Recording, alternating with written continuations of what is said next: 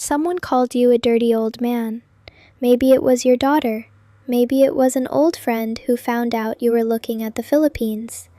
Maybe it was the comment section of some forum where men your age get mocked for daring to still want love and connection and warmth in their lives. And part of you, I can see it, part of you believed them. You internalized that label. You started wondering if there was something wrong with you for finding a 30-something Filipina beautiful. You started to wonder if the women here secretly laugh at you too when you are not looking. I am about to dismantle that lie completely, and I need you to sit with what I am going to tell you because it comes from inside this culture, from a woman who was born and raised here, who knows how my people actually think and feel and talk about men like you when foreigners are not in the room. The phrase, dirty old man, is a Western invention. It does not exist in Filipino culture the way you have been led to believe. What we see when a dignified, experienced, older American man walks through our country is something entirely different from what your culture trained you to expect. But, and this is critical, understanding how we truly see you will also reveal the one specific type of disrespect you should actually be watching for here, because it is real and it is targeted. Subscribe right now if you want the full truth, unfiltered and completely direct from someone who actually lives it and will not sugarcoat a single word of it. I want you to walk back carefully through the moment you first told someone, a friend, a family member, maybe even your adult children, that you were considering a relationship in the Philippines. Close your eyes and remember how that conversation went. The raised eyebrows, the careful pause before the words came, the phrase that followed, something like, just be careful. That was not really about caution at all. It was about judgment wearing the costume of concern. You were being told, quietly but unmistakably, that this desire of yours was embarrassing, inappropriate, that the age gap was evidence of something wrong with you, some deficiency, some desperation, some pathetic last grasp at relevance from a man whose time had passed. And the cruelest part is that some of the people who judged you were the same people who had watched you live a responsible, generous, decent life for decades. The same people who benefited from your stability, your hard work, your loyalty, your quiet willingness to put other people first. And the moment you expressed a desire for something beyond what your culture had left you, which was nothing, which was invisibility and the quiet social agreement that your romantic story was basically over, that you should be satisfied with grandchildren and golf, they turned that decency against you. I see this happen again and again, and I want to say something clearly. The dirty old man label is a control mechanism.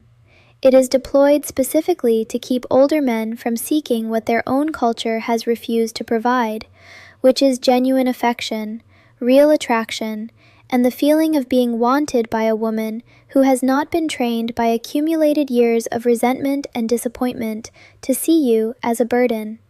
Now you arrive here, in the Philippines, and something immediately feels different, but you cannot quite trust it yet because you are still carrying that Western shame on your shoulders like a physical weight you forgot was even there.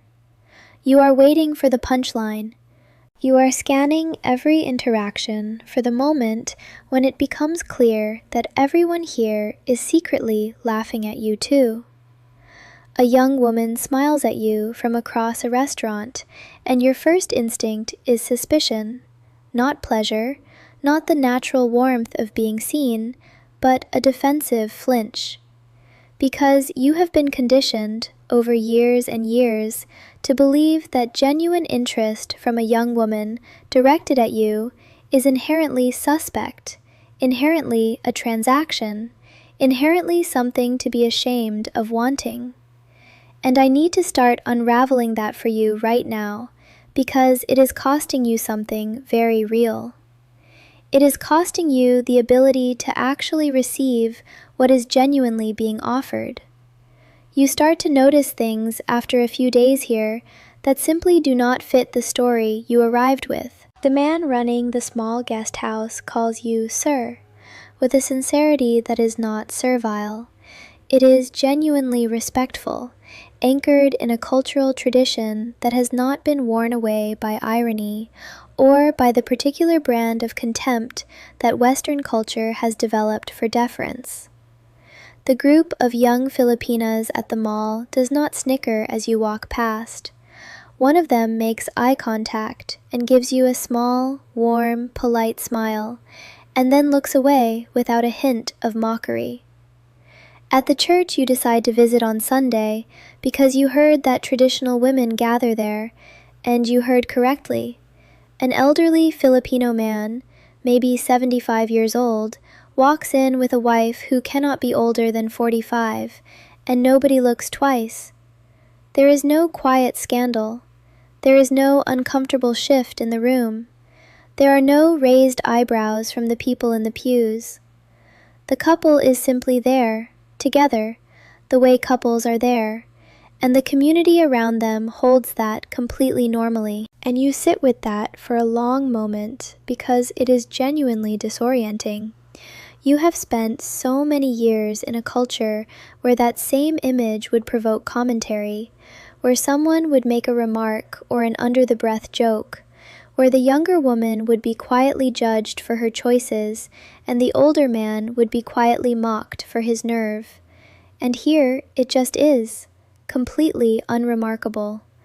But then the confusion arrives from a different direction, because you start to notice that the women who are paying you the most attention, the ones who seek you out most aggressively, who are the most forward, the most explicitly warm, the most vocal about how wonderful you are not necessarily the ones who make you feel the most genuinely respected. There is a distinction here that is important, and it took me a long time to understand how to explain it to foreign men in a way that actually lands. In Filipino culture, respect for older men is real and pervasive, but authentic respect here comes in a quiet form.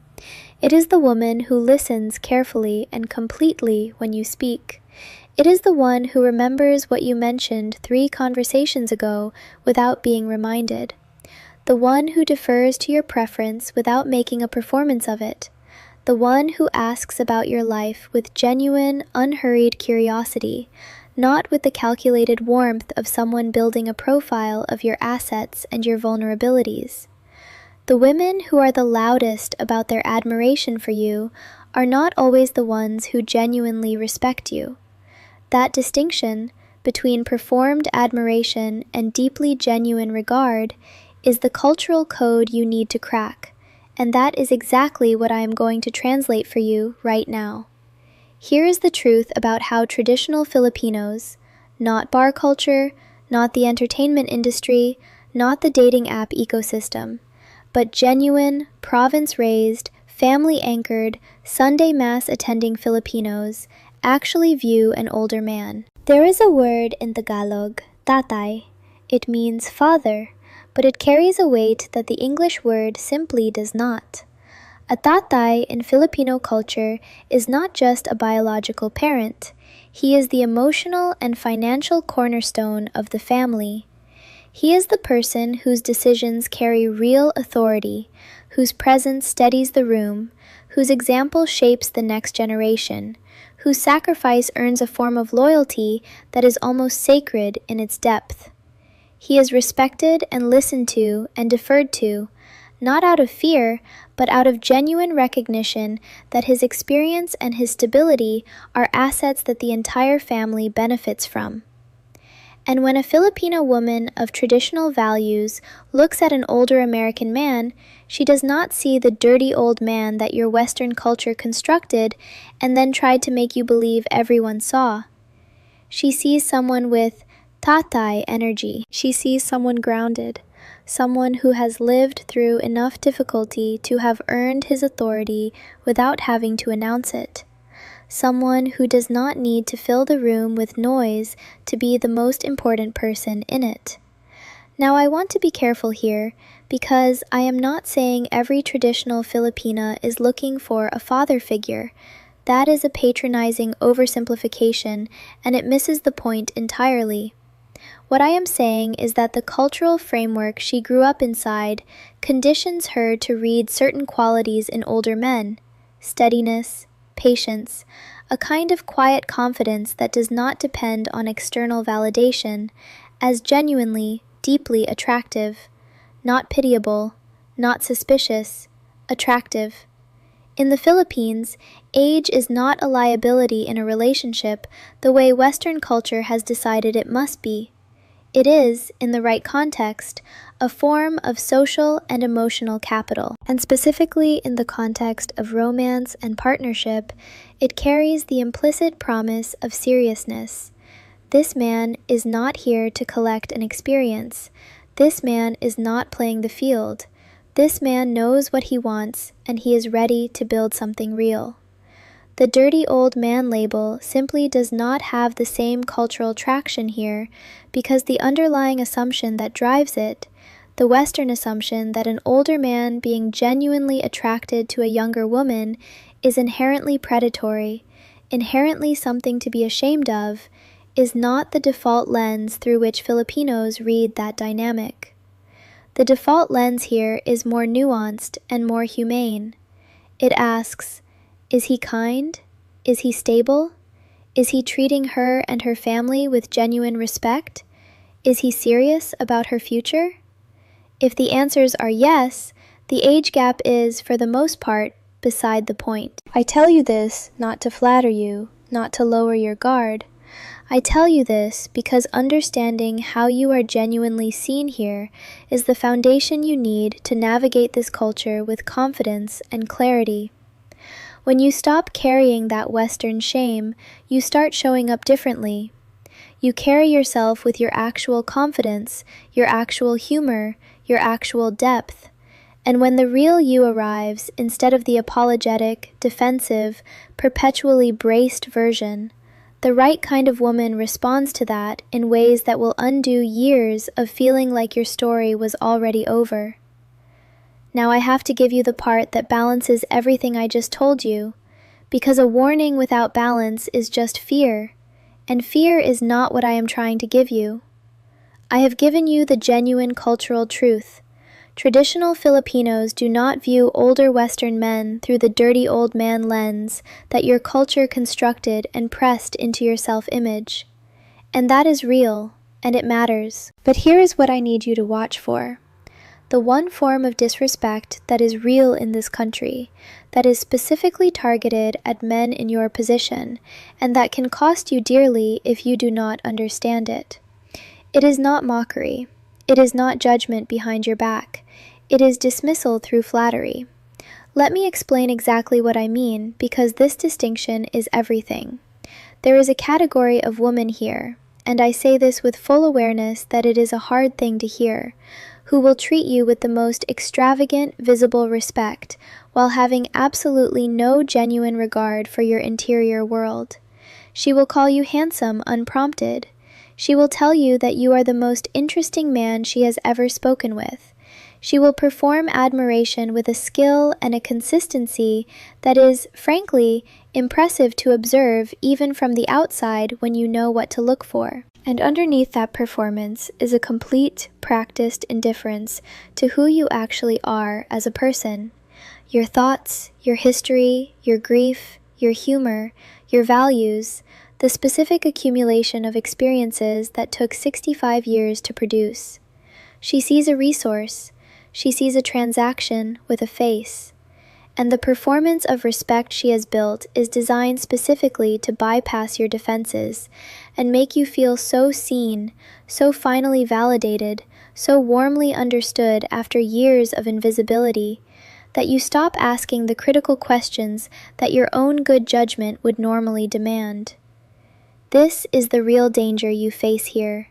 Not mockery, not judgment, but the precise weaponization of the one thing you have been most starved of. So here is what I want you to do, practically and specifically, starting from today. Test for curiosity.